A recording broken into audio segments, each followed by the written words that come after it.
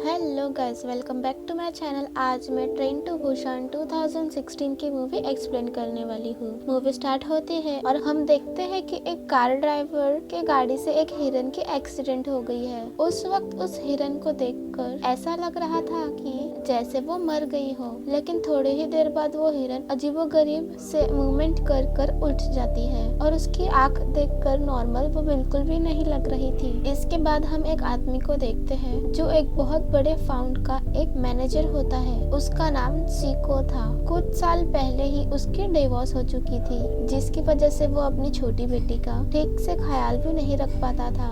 Next day उसकी बेटी का बर्थडे होता है। अपने बर्थडे पर उसकी बेटी जिद करती है कि वो उसकी मदर से उसको मिलवाने के लिए बुसान लेकर जाए और वो अपनी बेटी की बात पर अग्री भी हो जाता है और दोनों पापा और बेटी एक ट्रेन पकड़कर बुसान के लिए चल पड़ते हैं। उस ट्रेन में बहुत ही ज्यादा लोग भी थे और उसमें एक वर्किंग क्लास हस्बैंड सेंगवा और उसकी प्रेग्नेंट बीवी संगजियोन, उनके अलावा एक हाई स्कूल के बास्केटबॉल टीम भी थी वहाँ पर। और जैसे ही ट्रेन का डोर ओपन होता है, एक लड़की वहाँ पर आती है जिसके पाँव में किसी के काटने का निशान होता है और देखते ही देखते मौके पर वो लड़की ज़ोंबी में बदल जाती है। बनते ही वो लड़की ट्रेन की एक अटेंडेंट को काट लेती है। उसके काटते ही वो अटेंडेंट भी ज़ोंबी में बहुत जल्द ही बदल जाती है। बस ऐसा होते ही ये वायरस बहुत तेजी से उस ट्रेन में फैल रहा होता है, जिसकी वजह से बहुत से लोग इसके लपेट में आ जाते हैं। इस ट्रेन में ट्रैवल करने वाले कुछ पैसेंजर्स ट्रेन की उस बोगी को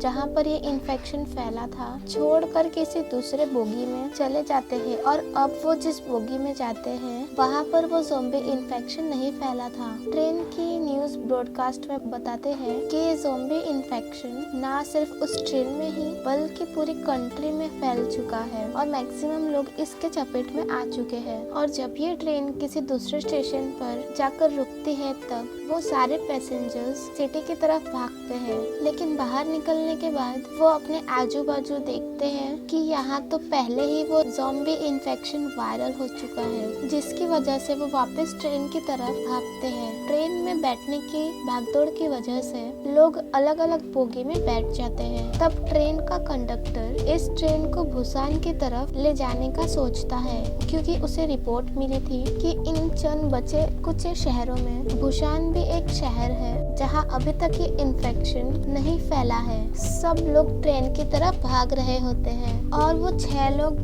जो भाग रहे थे वो मिलकर दूसरे वाले बोगी में जाने की कोशिश करते हैं। उनकी ये कोशिश में उन्हें बहुत सारे ज़ोंबी से बचकर आगे वाले बोगी में जाना होता है। अगले वाले बोगी में और भी बहुत सारे लोग थे जो वहाँ पर सेफ बैठे हुए थे और जब ये 6 लोग बहुत मुश्किल से किसी तरह उस बोगी की तरफ पहुँचते हैं तब वो शेलफिश सीओओ यंग सू उन्हें अंदर आने के लिए नहीं देता है। उसका मानना था कि वो 6 लोग भी इन्फेक्शन का शिकार हो गए होंगे, जिसके डर से वो लोगों को भड़काता है और सब पैसेंजर्स उसकी बातों में आकर वो लोगों को अंदर आने नहीं देते हैं। उस फाइट के दौरान सेंगवा एंड कीम खुद को उन ज़ॉम्बीज के आगे सैक्रिफाइस कर देते हैं ताकि उस दौरान उन चारों को वो मौका मिल सके कि वो दरवाजा खोलकर सेफ वाले बोगी में चले जाए। अंदर आ जाने के बाद सीओओ उन चारों लोगों को चेम्बर में आइसोलेट कर देता है ताकि अगर ये इन्फेक्शन का शिकार हो चुके हो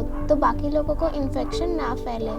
दूसरी तरफ उन पैसेंजर्स में एक लड़की और उन पैसेंजर्स में एक लड़के का अपसेट थी, क्योंकि उसकी सिस्टर इन गिल अब एक ज़ॉम्बी बन चुकी थी और तब वो जानबूझकर उस दरवाजे को खोल देती है जहाँ पर इन्फेक्टेड लोग थे और बस ऐसा होते ही वहाँ तबाही मच जाती है। वो सारे ज़ॉम्बीज उस बोगी में घुस जाते हैं और बचे हुए काफी लोगों को मार डालते हैं और बचते सिर्फ वही लोग हैं जिन्हें चेम्बर में आइसोलेट किया गया था और वो वही 4 लोग थे। और इनके अलावा वो सीओओ और वो अटेंडेंट खुद को बाथरूम में बंद करके अपनी जान बचा लेते हैं। फिर हम देखते हैं कि इस ट्रेन का रास्ता ब्लॉक हो चुका था, जिसकी वजह ये थी कि उस स्टेशन की पटरियां ब्लॉक थी और जैसे ही वो ट्रेन उसके स्टॉप पर रुकती है बचे हुए पैसेंजर्स किसी दूसरे ट्रेन की तलाश में निकल पड़ते हैं और इसी तलाश में वो सब एक दूसरे से बिछड़ जाते हैं। वो सीओओ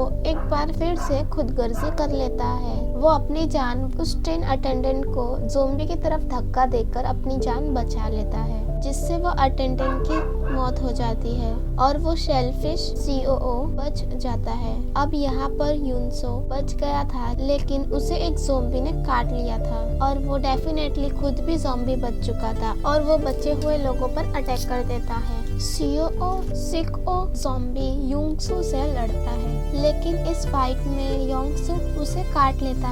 सिकओ यहाँ पर समझ जाता है कि अब उसे ज़ोंबी ने काट लिया है तो थोड़े ही देर में वो भी ज़ोंबी में बदल जाएगा। वो ये सोचकर अपनी बेटी और सियोंग को इंजन वाले रूम में बंद कर देता है और जाने से पहले वो अपनी बेटी से अपने लाइफ के लास्ट वर्ड कहता है। अब जाहिर है कि सिखो को ज़ोंबी बन जाना था। फिर जैसे ही वो फुल ज़ोंबी में कन्वर्ट होता है वो ट्रेन से कूद जाता है और यहाँ पर सिखो काफी इमोशनल हो जाता है और वो मरते हुए भी उन मोमेंट्स को याद करता है जब उसकी बेटी बिल्कुल छोटी सी थी और उसने उसे अपने हाथों में उठाया था। और अब ट्रेन फाइनली बुसान पहुंच जाती है और तब दो लोग सुआन और सियोंग वहां पर उतरते हैं और ये दोनों ही थे जो उस ट्रेन में सरवाइव कर पाए थे। वो आगे की तरफ जाते हैं जिसकी दूसरी तरफ कुछ सोल्जर्स थे और ये सोल्जर्स बॉर्डर को ज़ोंबी से डिफेंस कर रहे थे और उन दोनों को देखकर वो समझते हैं कि शायद ये दोनों भी ज़ोंबी हैं और बस वो उन दोनों को शूट ही करने वाले होते हैं कि तभी उन्हें सॉन्ग की आवाज आ जाती है, जिससे वो समझ जाते हैं कि ये कोई ज़ोंबी नहीं है बल्कि इंसान है। सुआन वही सॉन्ग गा रही थी जो कि हमेशा से अपने फादर के लिए गाना चाहती थी, लेकिन आज वो उसके फादर के डेथ के बाद उनको याद करके ये गाना गा रही थी। यहीं पर मूवी एंड हो जाती है। अगर ये वीडियो आपको अच्छी लगे तो प्लीज लाइक शेयर कमेंट जरूर कर दीजिएगा और जाते जाते मेरे चैनल को सब्सक्राइब करना ना भूलिएगा। मिलते हैं नेक्स्ट के वीडियो में। Take care.